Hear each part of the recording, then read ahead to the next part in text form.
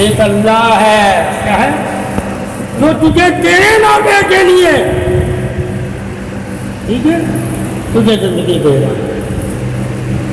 واحد اللہ کی ذات ہے جو انسان کو اس کے نافع کے لیے زندگی دے رہی ہے۔ باقی جتنی اور لوگ ہیں وہ اپنے نافع کے لیے تمہیں زندگی دیتے ہیں تاکہ ہمارا بھی فائدہ ہو۔ اگر تم ملک کا فائدہ نہیں کرتا وہ تجھے ملک سے باہر کر دیں گے، ٹھیک ہے؟ وہ کہیں گے جیسے ٹیکس لگانا کیا عوام، ٹھیک ہے؟ کیوں لگایا؟ تاکہ تیرا گھر خوشحال رہے، کیا رہے؟ اگر ٹیکس لگا کر بھی تجھے خوشحالی نہیں ملتی تو تیرے جو گھر کے سرپرست ہیں، ٹھیک ہے، وہ تیری زندگی کو نہیں چاہتے، وہ تیری غلامی کو چاہتے کہ تو غلام ہو۔ تو بہت سے لوگ یہاں ایسے ہوتے ہیں کہ وہ تمہیں غلام دیکھنا چاہتے ہیں۔ زندہ رہو گے تو غلامی کرو گے نا، وہ زندگی تمہیں غلامی کی وجہ سے دے رہے ہیں۔ تو یہاں زیادہ تر غلامی والی زندگی کو اہمیت دی جائے۔ جہاں تو مرضی کرے گا قانون تیرے خلاف کھڑا ہو، قانون تیرے خلاف۔ اسی طرح اللہ کیا کہتے ہیں؟ میں دنیا میں تجھے سزا نہیں دوں گا، کیا نہیں دوں گا؟ کس بنا پہ مجھے سزا دے رہا ہے؟ کیا ہم نے اللہ کا نقصان کیا یا اللہ کا نافع کیا؟ جزا کیوں دے رہا ہے اور سزا کیوں دے رہا ہے؟ جب اللہ سے ہم پوچھیں گے جزا کیوں ہے اور سزا کیوں ہے، کہا جزا بھی تیرے عمل کی ہے اور سزا بھی تیرے عمل کی ہے۔ ٹھیک ہے، میں تجھے اپنی وجہ سے نہ سزا دے رہا ہوں نہ اپنی وجہ سے تجھے جزا دے۔ ثابت ہوا رب نے بندے کو خود مختاری دی ہے، وہ جزا لے کام کر لے یا سزا لے کر لے، ٹھیک ہے؟ یہ جو خود مختاری ہوتی ہے یہ کوئی گورنمنٹ نہیں دیتی ہے سوائے اللہ کے۔ وہ خود مختاری وہ کیوں کس بنا پہ دیتی ہے؟ جب علم تمہیں دے دے، کیا دے دے؟ پاکستان کو تو آج تک گورنمنٹ نے علم ہی نہیں دیا تو انہیں خود مختاری کیسے دیں گے؟ کوئی ایک علم والے کے پیچھے ہزاروں لوگ کھڑے ہوتے ہیں، وہ جو وہ کہے گا وہ کریں گے۔ اس سے کیا ثابت ہوا کہ لوگوں کے پاس علم نہیں ہے، جن کے پاس علم نہیں ہے انہیں خود مختاری مت دینا۔ اس لیے پاکستان میں خود مختاری نہیں دی جاتی کہ لوگوں کے پاس علم نہیں، اصل وجہ اللہ ہی کیا کہتا ہے، میں تمہیں علم دے کے خود مختاری دیتا ہوں، ٹھیک ہے؟ چاہے تو اچھا راستہ اپنا لے، چاہے برا اپنا لے، چاہے انعام والوں کا اپنا لے، چاہے عذاب والوں کا اپنا لے۔ تو خود مختاری اصل میں علم ہوتا ہے، جس کے پاس علم نہیں ہے اسے کبھی بھی خود مختار نہ بنانا، یعنی کہ فیصلے کرنے والا اسے نہ بنانا۔ تیری زندگی کے فیصلے تو نے اسی سے کروانے ہیں جو علم والا ہو، ٹھیک ہے؟ تو ثابت ہوا علم ہی زندگی کے فیصلے بتاتا ہے تو نے کیسے کرنے ہیں۔ اور جب زندگی کے فیصلے ہم علم سے پوچھیں گے تو ہمیں وہ بتائے گا زندگی کیسے گزارے، اور جب ہم جاہل سے پوچھیں گے تو وہ نہیں بتائے گا زندگی، وہ کہے گا نہیں میں جو کر رہا ہوں وہ تیرے لیے صحیح ہے، بس تو میرے پہ یقین رکھ، ٹھیک ہے؟ یہ سرداری نظام ہے، علمی نظام ہے، ٹھیک ہے؟ علمی نظام میں وہ کسی پہ اپنی ذاتی بات مسلط نہیں کر سکتا، ٹھیک ہے؟ کیا نہیں کر سکتا؟ مسلط۔ اسی وجہ سے آگے جب ہم تاریخ پڑھتے ہیں دین کی تو جب ذاتی باتیں دین میں مسلط کرنے لگ گئے تلوار کے زور پہ تو قتل و غارت ہم نے شروع ہوا تھا، ٹھیک ہے؟ علم کیا کہتا ہے؟ طاقت سے نہیں اپنی بات منوانی، ٹھیک ہے؟ کس سے منوانی ہے؟ علم سے۔ اللہ کے نبی نے اللہ کو اور اپنی رسالت کو علم کے ذریعے لوگوں سے منوایا تھا. اب ایک منوانا ہوتا ہے، ایک کیا ہوتا ہے؟ فتح پانا.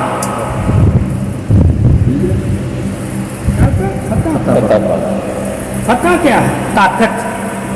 منوانا کیا ہے؟ علم. اب طاقت کے ذریعے منوایا نہیں گیا، طاقت کے ذریعے غلبہ پایا. غلبہ پانے کا مقصد کیا تھا؟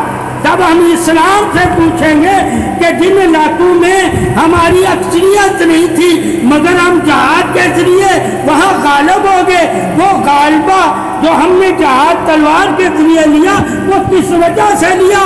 علم دینے کے لیے، یعنی کہ منوانے کے لیے کہ علم والی باتیں ماننے لگتے. تو لوگ جہالت میں تھے.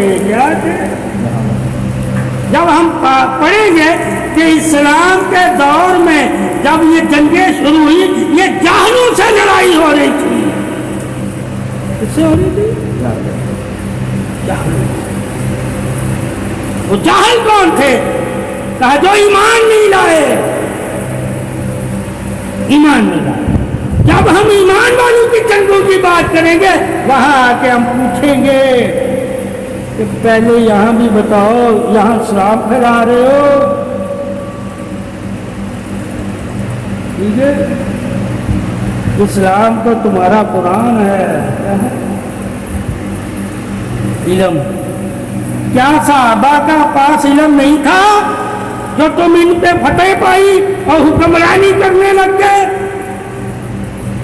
اور حدیث کیا ہے کہ وارث نبوت، یعنی کہ وارث نبوت کون ہے؟ صحابہ کو وارث نبوت نہیں کہا گیا، تمام عالم دین نے اہل بیت کو وارث کہا گیا.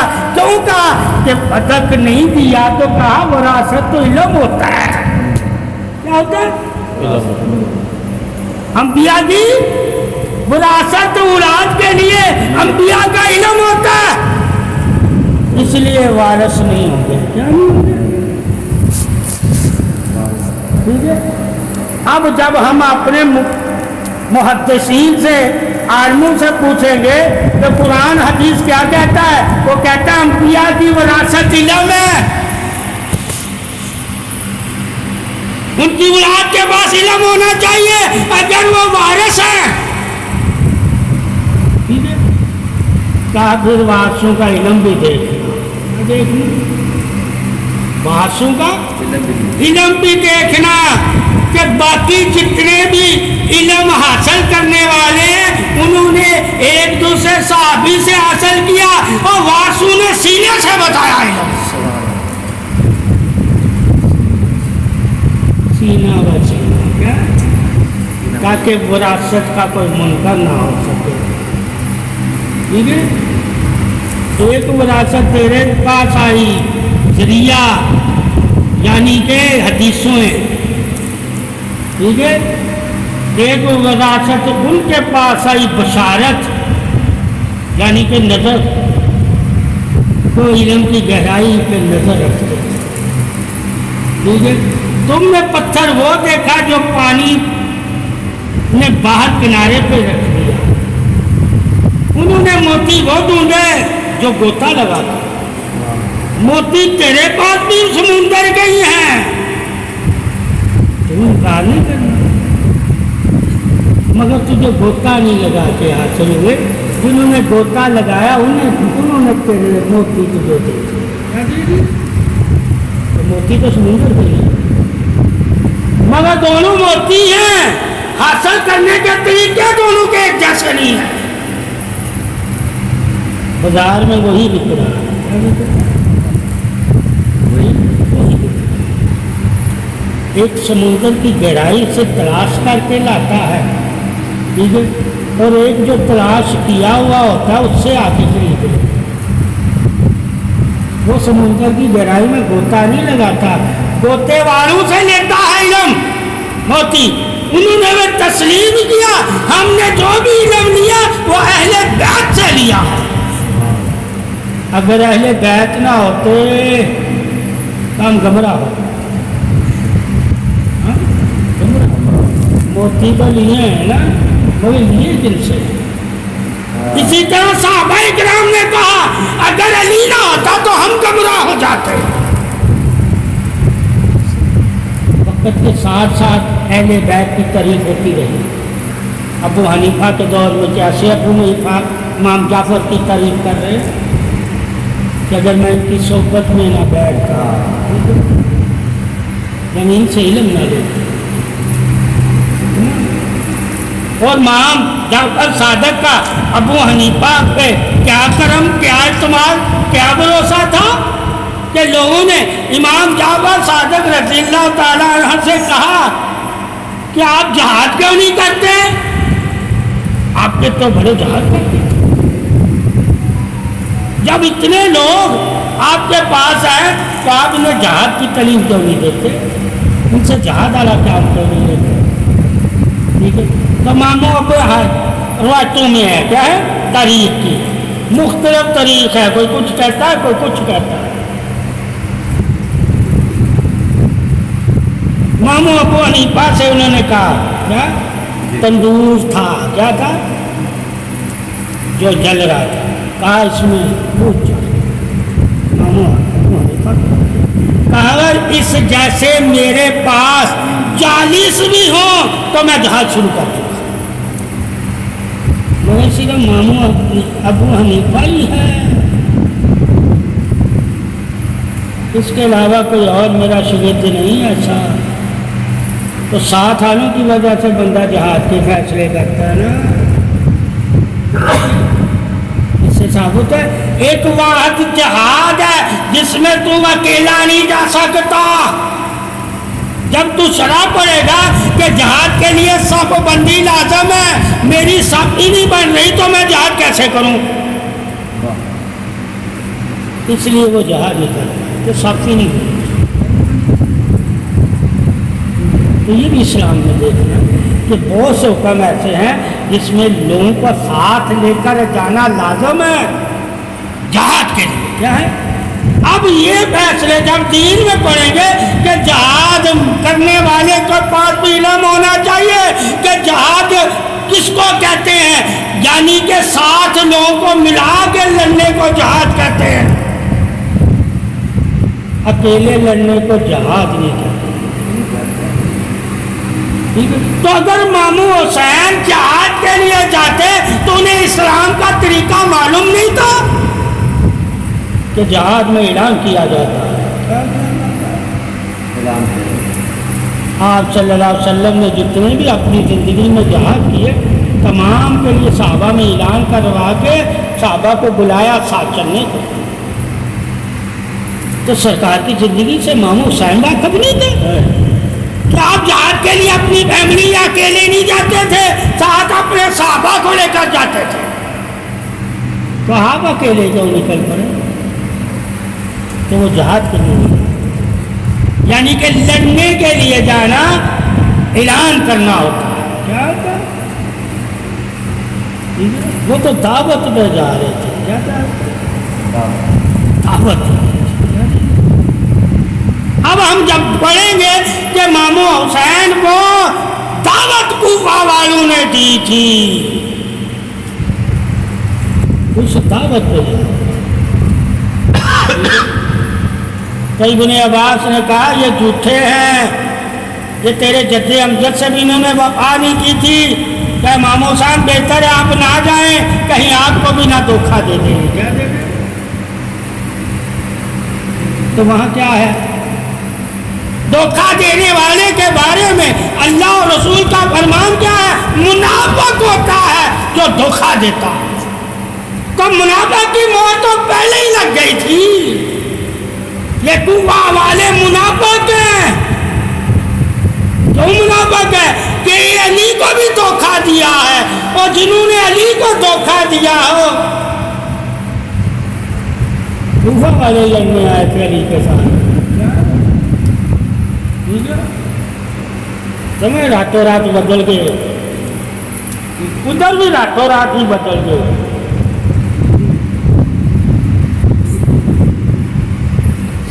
ساتھ 40,000 کیا ساتھ دینے کو تیار. راتوں رات گورنر چینج کروایا. کیا کروایا؟ یزید نے. پہلے جو گورنر تھا وہ سید کا حامی تھا, اہل بیت سے محبت کرنے والا تھا.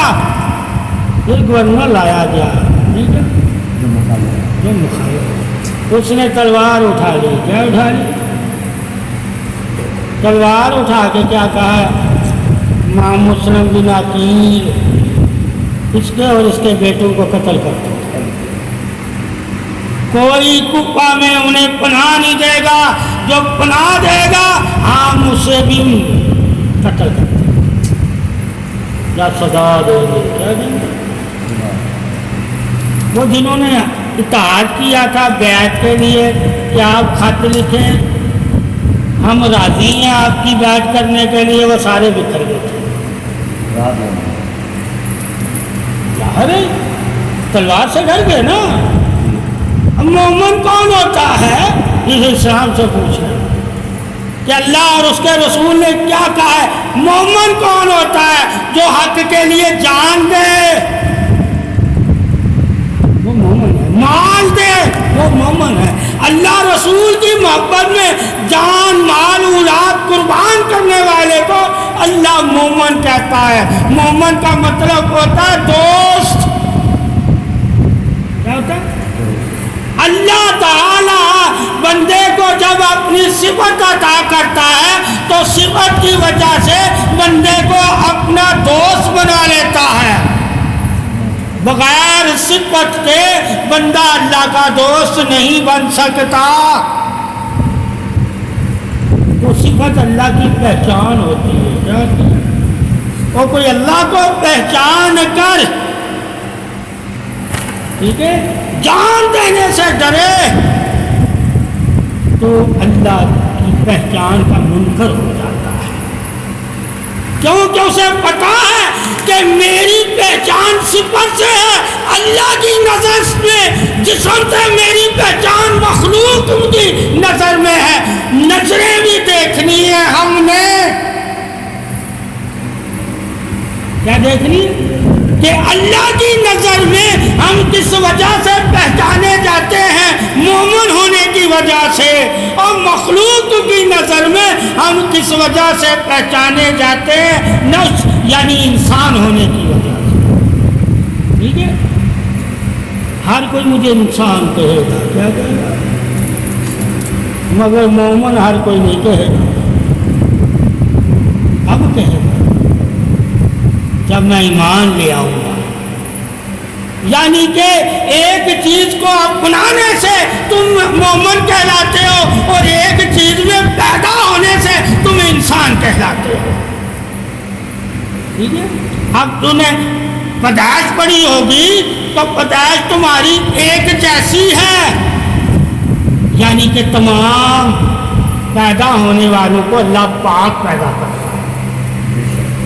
ٹھیک ہے, بعد میں صحبت تمہیں برباد کرتی ہے یا آباد کرتی ہے.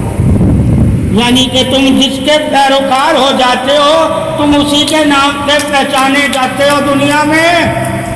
اگر ہندوؤں کے پیروکار ہو تو لوگ تمہیں ہندو کہیں گے, اگر عیسائیوں کے پیروکار ہو تو لوگ تمہیں عیسائی کہیں گے, اگر یہودی کا پیروکار ہو تو لوگ تمہیں یہودی کہیں گے, اگر گوتم بدھ کے پیروکار ہو تو لوگ تجھے گوتم بدھ والا.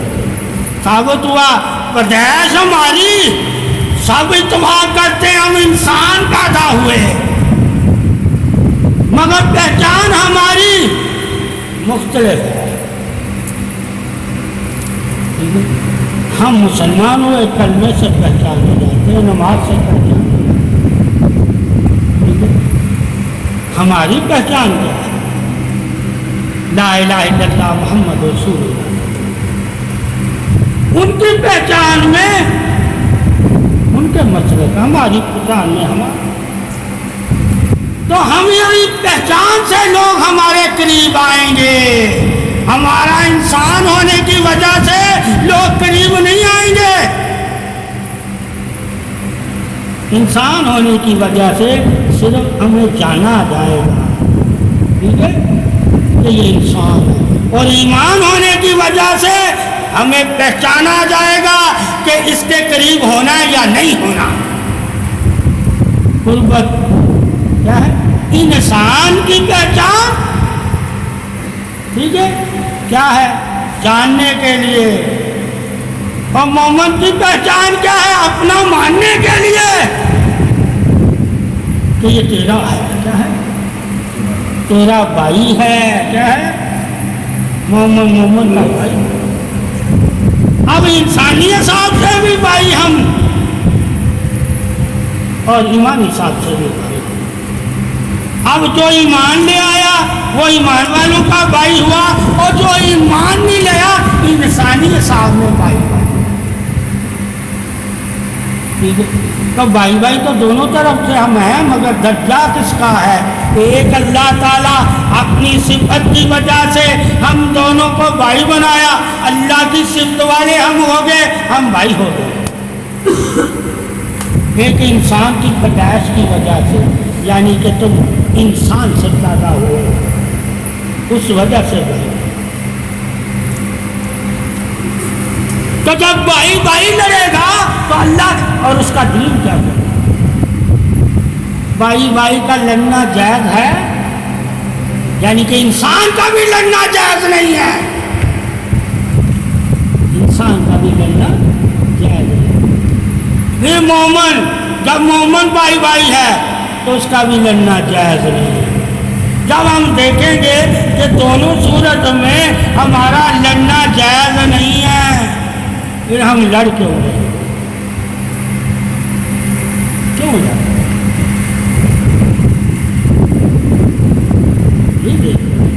اللہ نے ہمیں اجازت کیوں دی ایک دوسرے کو قتل کرنے کی؟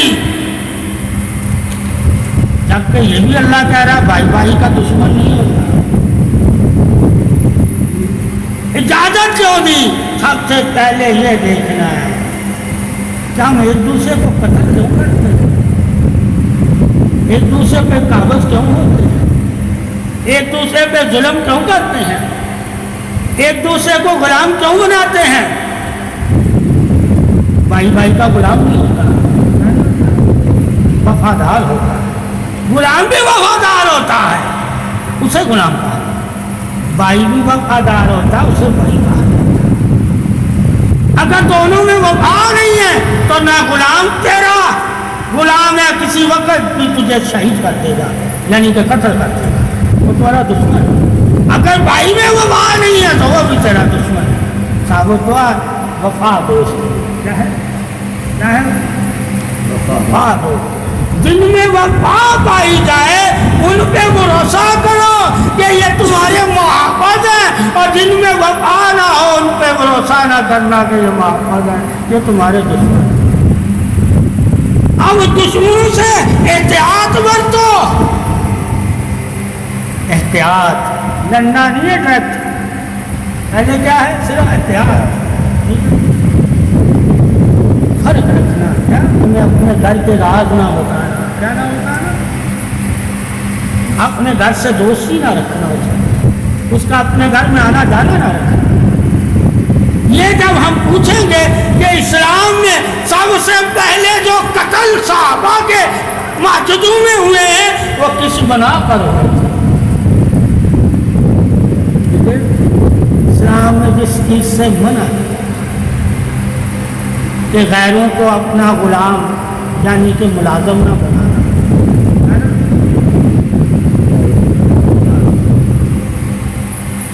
حضرت عمر فاروق جب شہید ہوئے وہ کہاں کا تھا؟ ابن ملجم کہاں کا تھا؟ حضرت علی شہید پڑھو تو کس کا غلام تھا وہ؟ ٹھیک ہے، پھر باغ فکر جس نے اپنے نام کیا اس کے بارے میں حدیث اس کو کبھی اپنے مسلمانوں میں نہ آنے دینا، منع کیا مروان بن حاتم، ٹھیک ہے، یہ منافق ہے، ٹھیک ہے، سمجھ ہم اسلام میں جب شروعات پڑھیں گے کہ پہلے خلیفہ کے بعد جو دوسرے خلیفہ تھے اس کا قاتل کون تھا، جو تیسرے خلیفہ تھے اس کا قاتل کون تھا، اور جو چوتھے خلیفہ تھے اس کا قاتل، وہ سارے باہر آ گئے تھے، کوفہ سے آئے ہوئے تھے، کیا ہے یہ ایران سے آیا تھا بدلہ لینے کے لیے، عمر کے دور میں ایران فتح ہوا تھا، مال و جان ملا، کیا ملا؟ وہ ایرانی آج تک بدلہ ہی لے رہے ہیں مسلمانوں سے، وہ نہیں بتائیں گے، وہ نہیں بتائیں گے۔ اسلام میں سب سے زیادہ خرابیاں کہاں پیدا ہوئی ہیں، کہاں سے پیدا ہوئی ہیں؟ کوفہ سے۔ کیا تھا؟ مدینہ سے نہیں، بابی کہاں سے ہوئے؟ سب سے پہلے لڑنے کے لیے تیار مسلمان آپس میں کب ہوئے؟ کوفہ سے۔ ظلم کہاں سے شروع ہوئے؟ کوفہ سے۔ قتل کب شروع ہوئے؟ کوفہ سے۔ اسلام کی تاریخ جب ہم پڑھیں گے تو ہمیں کوفے والوں کا کردار نظر آئے گا۔ ہر ملک کا اس وقت اپنا اپنا ساتھ تھا، شام کا کردار بھی نظر آئے گا، کوفے والوں کا کردار بھی، شامیوں کا بھی نظر آئے گا، ٹھیک ہے، پھر یمنیوں کا بھی نظر آئے گا، پھر لبنانیوں کا بھی نظر آئے گا۔ کیا فرق ہوا؟ جو مکے والے تھے ان کا کردار اب نظر نہیں آ رہا، کیا نہیں آ رہا؟ اور جو مدینے والے تھے ان کا نہیں آ رہا، تو نہیں آ رہا۔ غالب یہ کیا ہو گئے؟ غالب یہ ہو گئے، ٹھیک ہے، جو سلطنت مدینے سے آرڈر کرتی تھی اب کوفہ اور شام سے آرڈر ہونے لگتے، کیا ہونے لگتے؟ ٹھیک ہے، کہاں سے ہونے لگتے؟ کوفہ اور شام سے لیٹر بھیجے جاتے تھے، مکے میں بھی مدینے میں بھی۔ حکومت کہاں چلی گئی؟ شام۔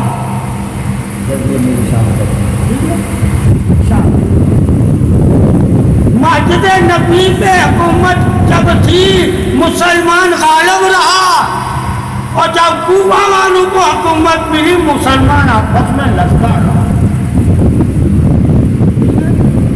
سب سے تو پہلے یہ دیکھنا مدینے سے پیغام ہو رہا ہے، کوفہ سے پیغام ہو رہا ہے۔ اب جتنے مدینے سے لیٹر گئے ہیں ان لیٹروں کو پڑھو، اس کی تحریر ہو رہا ہے، اور جتنے شام اور کوفہ سے لیٹر لکھے گئے ان کو پڑھو، ان کی تحریر ہو رہا ہے، ٹھیک ہے۔ وہ اسلام پھیلانے کے لیے تھے اور یہ حکمرانی کروانے کے لیے، ٹھیک ہے، کہ کہیں وہاں سے باغی نہ راتوں رات گورنر چینج کرو اور ان سے بیعت کرو۔ نبی کا جب لیٹر ہوتا تو بیعت کے لیے نہیں ہوتا تھا، ان سے ایمان کی بات کرو، اگر وہ ایمان لاتے ہیں ٹھیک ہے، اگر نہیں لاتے تو جنگ کے لیے تیار ہو جائے۔ اب کیا ہے، اگر وہ بیعت کرتے ہیں تو ٹھیک ہے، اگر نہیں تو ان کے سر قلم کر دو۔ مسلمانوں میں یہ دور آ گیا، کھلے لیٹر مسلمانوں کے خلاف آ گئے، بیعت لینے کے چکر میں، اور ان پہ دباؤ ڈالو، جب تک بیعت نہیں کرتے ان کا اثار کر کے رکھو، قتل کا آرڈر نہیں ہے، اثار کر کے انہیں کہیں جانے نہیں، ٹھیک ہے، سمجھ؟ اب قتل کیسے کیا گیا یہ پوچھیں،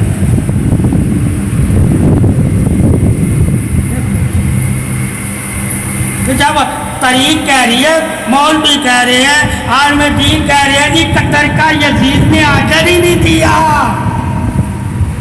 ٹھیک ہے، ان کا تو یہ تھا کہ ان سے بیعت لینا، ان کو اثار میں لے لینا، کہا اگر قتل کا آرڈر نہیں دیا تھا تو سپاہ سالار کیا مرضی کرتا تھا اس وقت کا، گورنر مرضی کرتا تھا اس وقت کو، جبکہ گورنر اور سپاہ سالار بھی راتوں رات چینج کیا گیا، وہ تیری مرضی سے تو چینج ہوا تھا،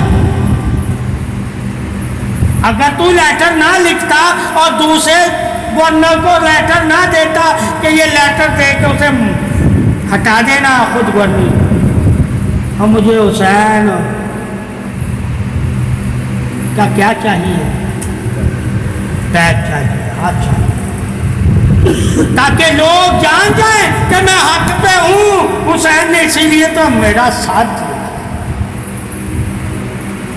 وہ اپنے آپ کو چاہتا تھا کیا کہ لوگ میری برائی اب نہیں کریں گے جب حسین میری بیعت کر لے گا، لوگ مجھے برا نہیں سمجھیں، ٹھیک ہے، حقدار سمجھیں گے کہ میں خلافت کا صحیح حقدار تھا، تو حسین نے میری خلافت کو مانا، اس لیے بیعت لینا چاہتے تھے، اپنے لیے بیعت لینا چاہتے تھے کہ لوگ میری خلافت پہ شک نہ کرے۔ اس سے ثابت ہوا آل پاک کے بغیر دین کا کوئی بھی تم فیصلہ کرو شک میں رہو گے، اگر آل پاک ساتھ ہو کے تم دین میں کوئی فیصلہ کرو گے تو شک سے پاک ہو گئے، کیونکہ دین ہی پاکوں کا ہے، اور جب پاک ہی تیرے ساتھ نہیں ہے تو ناپاک ہے۔ پاک ہونا ایمانی طور پہ اور جسمانی طور پہ دونوں پاکیوں کو جب ہم پڑھیں گے تو ایمانی طور پہ پاک ہونا اہل بیت کے ساتھ ہونا ہے، اور جسمانی طور پہ پاک ہونا پانی سے ہے۔ اب ہمیں جب پتا چلے گا ہم پانی سے پاک ہیں یا نور سے پاک ہوئے ہیں، وہ نور ان کی محبت سے نور دل میں پیدا ہوتا ہے، اور پانی نور ہے تو صحیح ہے، پیدا نہیں کر سکتا دل میں، آجو نور والے ہو جائیں گے، دل نور والا نہیں ہوگا، نہیں ہوگا۔ اسی لیے حدیث جب پڑھیں گے کہ وضو کے آزو چمکتے ہوں گے، چہرہ چمکتا ہوگا، نبی خوش ہوگا، شہید اولیاء انبیاء ان کو دیکھ کے خوش ہوں گے کہ یہ بہت برگزیدہ لوگ ہوں گے، ان کا چہرہ اتنا وہ چہرہ کیوں چمک رہا تھا؟ وضو کی وجہ سے، مگر یہ نہیں کہا ان کا دل چمک رہا تھا۔ اور جب قریب آئیں گے اللہ دیوار کھڑی کر دے گا، کیا کر دے گا؟ دیوار۔ یہ کن کے لیے ہے؟ جن کے چہرے چمکتے ہیں، وضو کی آزو چمکتے ہیں، مگر دل میں نور نہیں ہوتا۔ تو اللہ کا نبی جب پوچھے گا رب تعالیٰ سے کہ اللہ یہ دیوار کہا یہ وہ لوگ ہیں جو تیرے دین میں خرابیاں پیدا کرتے، بدلتے تھے تیری باتوں کو، اب آپ صلی اللہ علیہ وسلم کی باتوں کو بدل کے بیان کرنا تہمت ہے نبی پر، مگر مسلمان ہو کے تہمت لگائے، وہ ہے مسلمان نہیں، ٹھیک ہے، یعنی کہ اللہ رسول جس چیز کا تمہیں منع کرے اس سے باز آ جاؤ، اور جو تمہیں چیز دے اسے لے لو۔ اللہ نے کیا تمہیں دیا یہ پوچھو، کہا قرآن اور اہل بیت۔ کیا دیا؟ یہ نہیں کہا صحابہ دیے، کیا دیے؟ میں تم نے قرآن اور اہل بیت چھوڑ کے جا رہا ہوں، ٹھیک ہے۔ اللہ سے ڈرنا کیا، اور انہیں تنہا نہ چھوڑنا، کیا نہ چھوڑنا، انہیں تنہا نہ چھوڑنا۔ سب میں اعلان کیا گیا میری اہل بیت یعنی میری اولاد کو اے مومنو کبھی تنہا نہ چھوڑنا، تنہا نہ چھوڑنا۔ تو کربلا میں چھوڑ دیا تنہا۔ اب پوچھا جا حدیث کہتی ہے انہیں تنہا نہیں چھوڑنا تو کیوں مسلمانوں نے چھوڑا؟ ان کا ساتھ دینا، کیا دینا؟ یہ ہمیشہ حق پہ ہوں گے، کیا ہوں گے؟ حضرت علی کے بارے میں بھی کہ یہ بھی ہمیشہ حق پہ ہوں گے، ان کا ساتھ دینا، تو پھر کیوں نہیں ان کا ساتھ دیا؟ تو حدیثیں تو یہ لکھی ہیں فیصلہ کیا ہوا؟ معاویہ کا ساتھ۔ یہ تو تمہارا فیصلہ ہے، محمد کا فیصلہ کیا ہے؟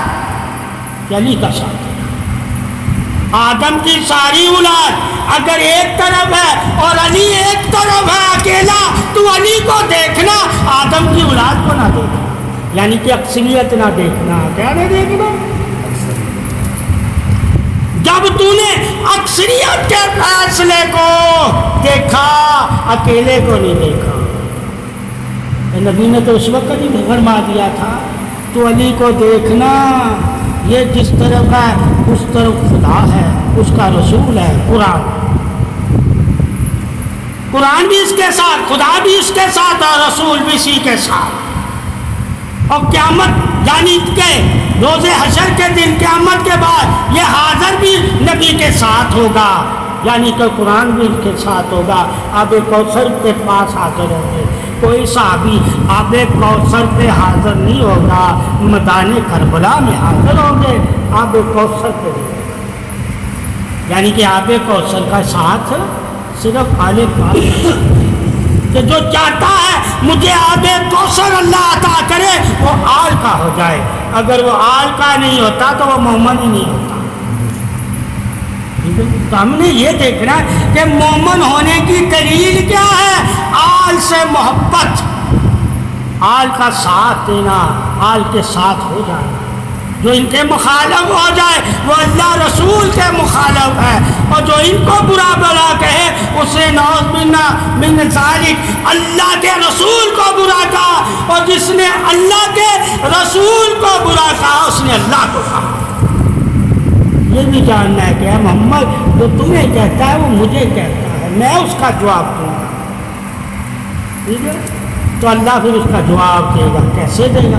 اللہ کہتا ہے میں اسے پھر جواب دوں گا، کیا دے گا؟ میں اسے عذاب دوں گا، یہ میرا جواب ہے، ٹھیک ہے؟ ایسے لوگ پھر جہنم کی آگ میں چلیں گے جو اللہ رسول کے دشمن، ولایت کے دشمن ہوں گے، اہل بیت کے دشمن۔ اب یہ دشمنی بھی دیکھنی ہے کہ اللہ نے آل پاک کی دشمنی اپنی دشمنی کہا، آل پاک کی محبت کو اپنی محبت کہا، اور آل پاک کے نور کو اپنا نور کہا، اور آل پاک کی تعریف کو یعنی قدر کو اپنی قدر کہا۔ میں نے ہی انہیں قدر والے کے ساتھ رکھا، اور یہ بھی قدر والے، یعنی کہ قدر والا کون ہے؟ نبی بھی قدر آ رہا ہے، قرآن بھی قدر آ رہا ہے۔ اب ہم پوچھیں گے اللہ سے کہ اللہ تو نے قدر کس کو عطا کی؟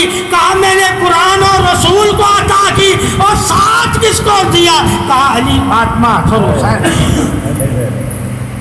جو ان کے ساتھ ہے وہ قدر والوں کے ساتھ۔ یہ شان تھی صحابہ اکرام کے دور میں۔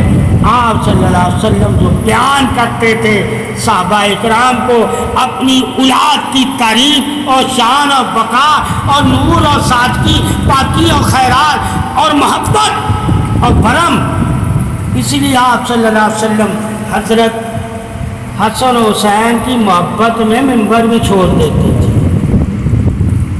کہ کہیں میرے حسین کو چوٹ نہ لگے، ٹھیک ہے؟ وہ چوٹ یعنی گرتے دیکھا کہ حسین گر رہا ہے، منبر چھوڑ کے بھاگ کے آ کے تھام لیا، گرنے نہ دیا۔ نبی کی محبت اپنی اولاد سے، حسن و حسین سے اتنی،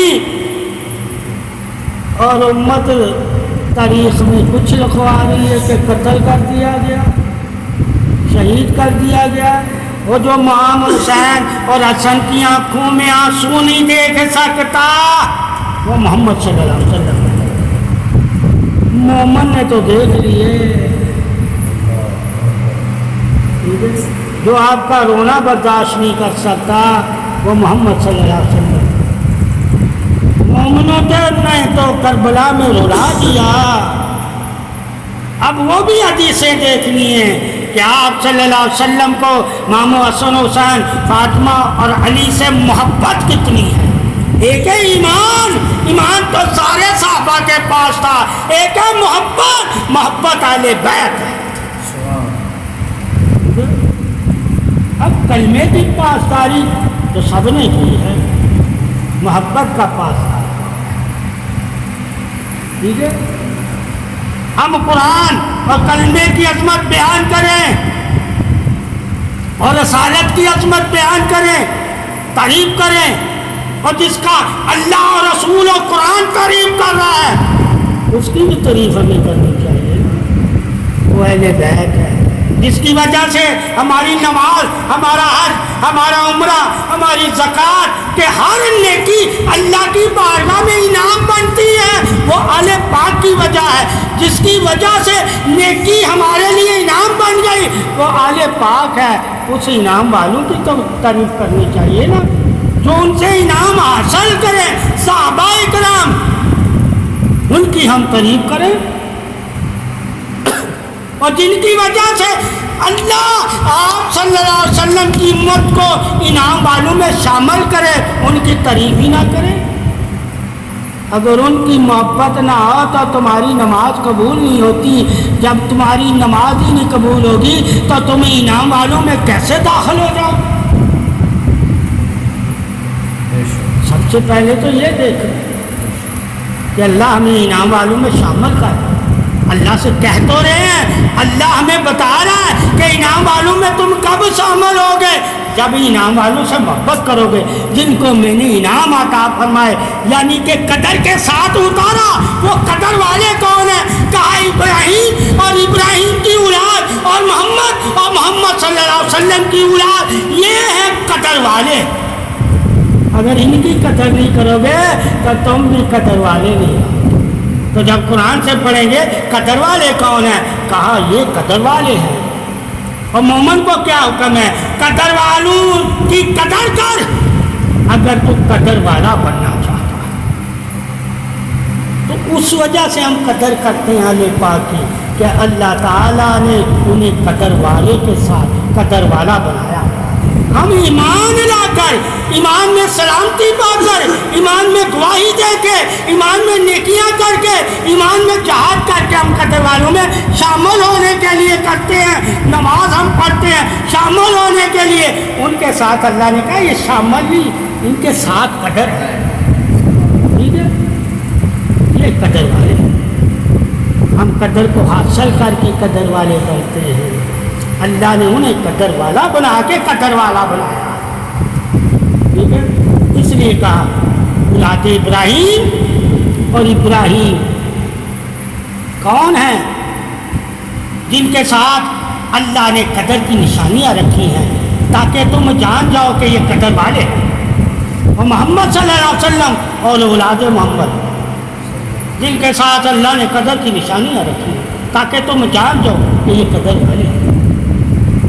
قدر کی نشانیاں جاننے کے لیے تاکہ ہم گستاخی نہ کر پائیں جب اللہ ہمیں خبر دے دے کہ یہ قدر والے ہیں، یعنی تعریف والے۔ اور تم ان کی تعریف کرو گے، ان کی قدر کرو گے، ان کی پیروی کرو گے، ان سے محبت کرو گے تو تم بھی قدر والے ہو جاؤ گے۔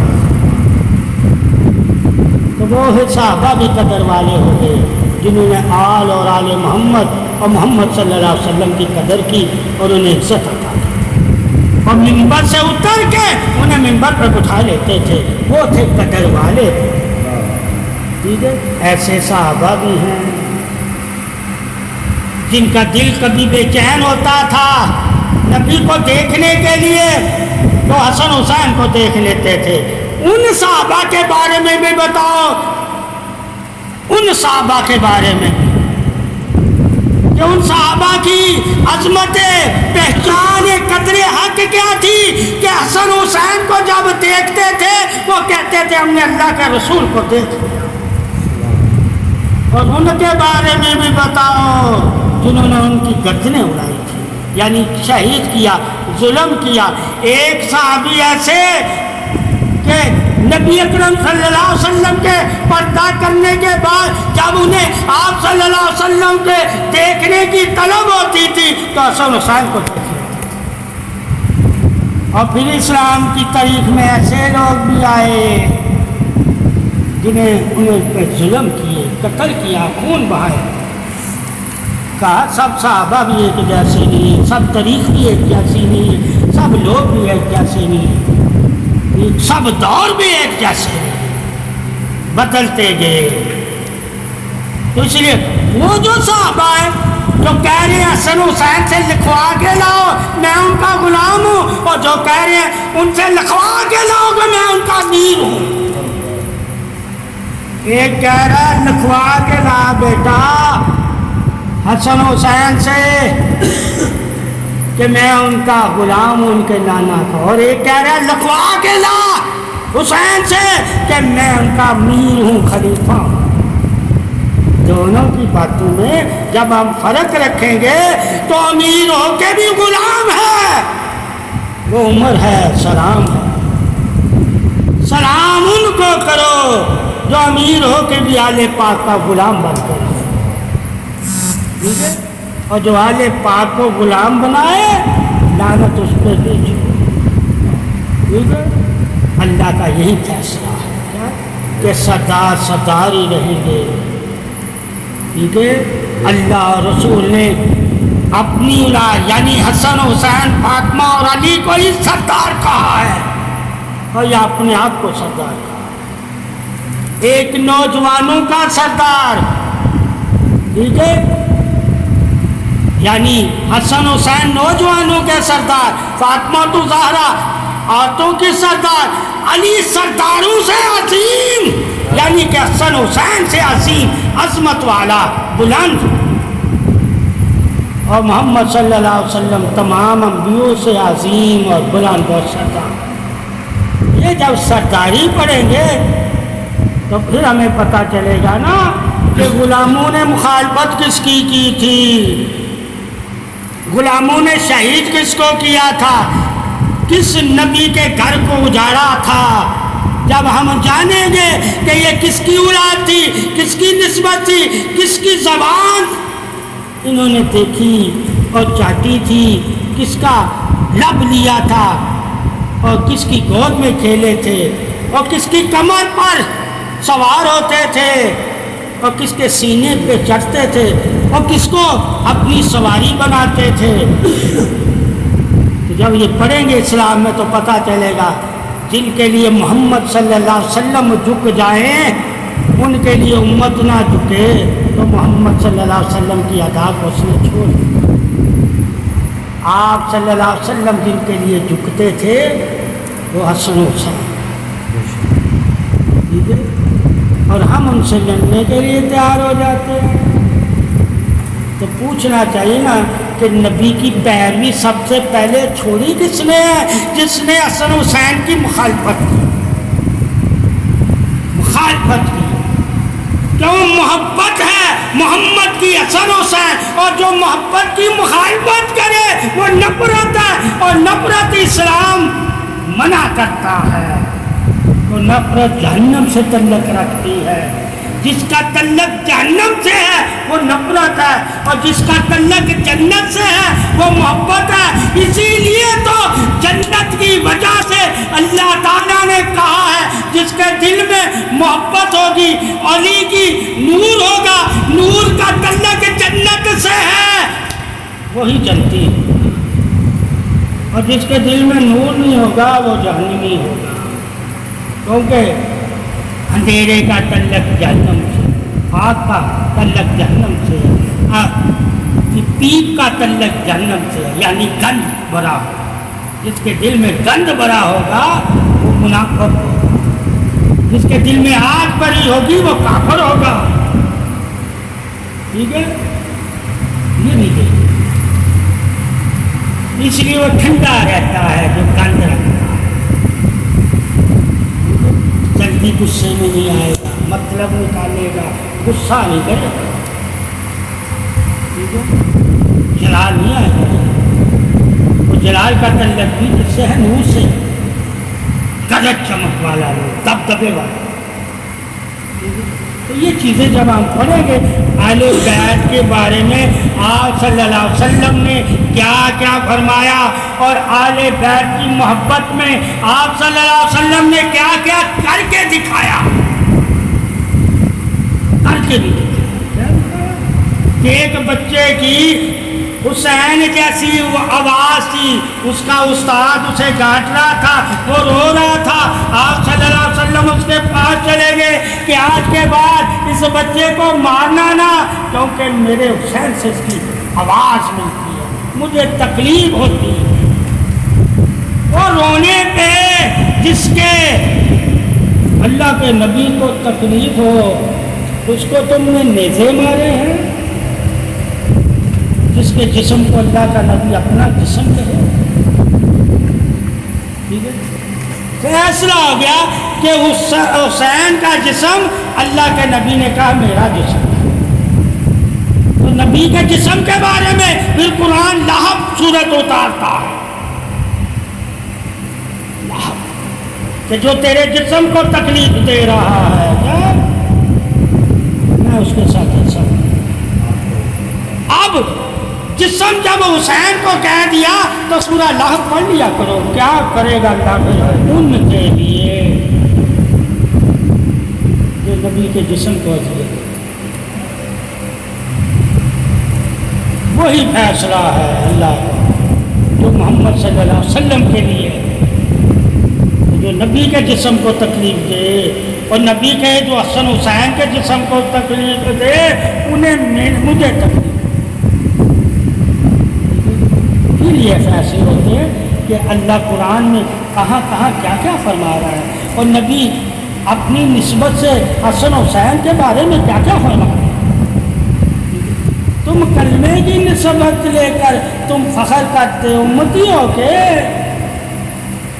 وہ محمد صلی اللہ علیہ وسلم کے جسم کی یعنی نفس کی سے پیدا ہو کے نفس ہو کر تم پہچان نہیں سکے۔ یہ پانچ کون ہے؟ یہ اللہ کے نبی کا نفس ہے۔ کیا ہے؟ نفس ہے۔ تم نبی کے نفس کو تکلیف دو، نبی کے نور کو تکلیف دو، نبی کی پاکی کی بے حرمتی کرو۔ اللہ کے نبی نے کہا جس طرح میں پاک ہوں اسی طرح میری آل پاک ہے، جس طرح میں قدر والا ہوں اسی طرح یہ قدر والی ہے، جس طرح میں سردار ہوں اسی طرح یہ سردار ہے۔ سرداری تو اللہ کے نبی نے انہیں دے دی تھی، اس لیے اللہ کے نبی کی باتیں جو حدیثوں میں لکھی ہوئی ہیں زیادہ وہی ماننی چاہیے۔ لوگوں کی رائے مختلف ہو سکتی ہے مگر نبی کا فرمان ہمیشہ ایک ہی